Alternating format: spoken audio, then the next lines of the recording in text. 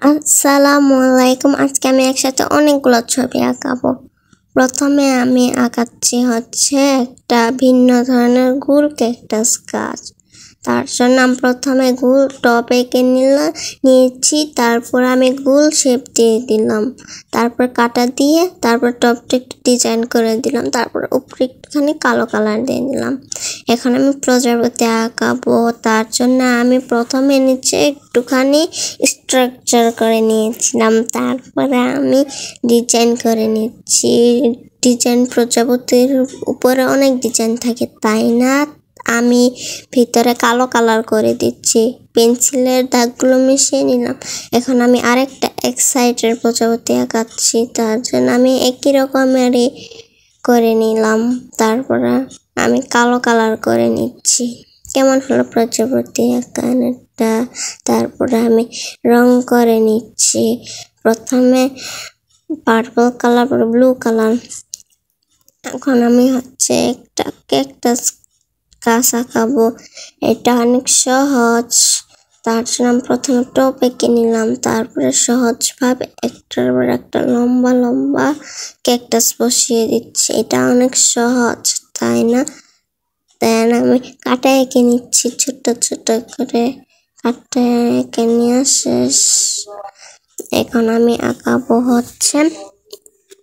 একটা ফুলের গাছ। ফুল গাছের জন্য প্রথমে আমি টপ এঁকে নিলাম। তারপর আমি টিউলিপ ফুল আঁকাবো।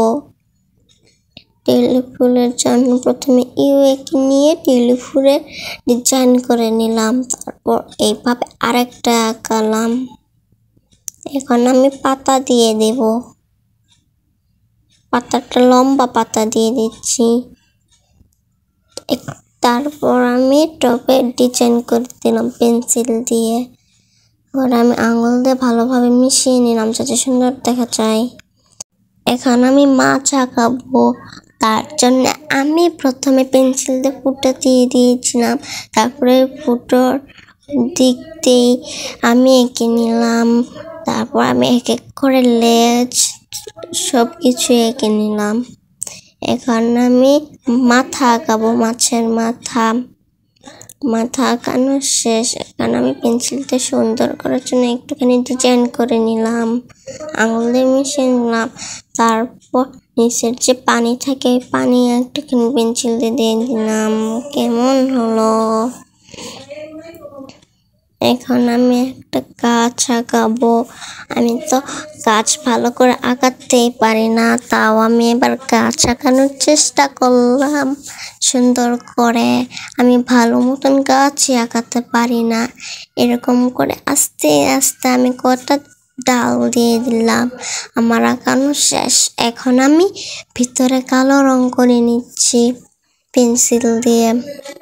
এটা একটা মরা গাছ। তারপর আমি হাত দিয়ে ভালোভাবে মিশিয়ে নিলাম। এখন আমি বুক শেলফ আঁকাবো। তার জন্য আমি প্রথমে 4 কোণা করে নিয়ে পরে বই এঁকে নিচ্ছি। এক এক করে একটা বই লম্বা ভালো করে দাঁড়ানো, আরেকটা বই পড়ে গেছে ওরকম। তারপরে পেন্সিল দিয়ে ডিজাইন করে নিলাম, উপরে একটা টপ এঁকে নিলাম। কেমন হলো?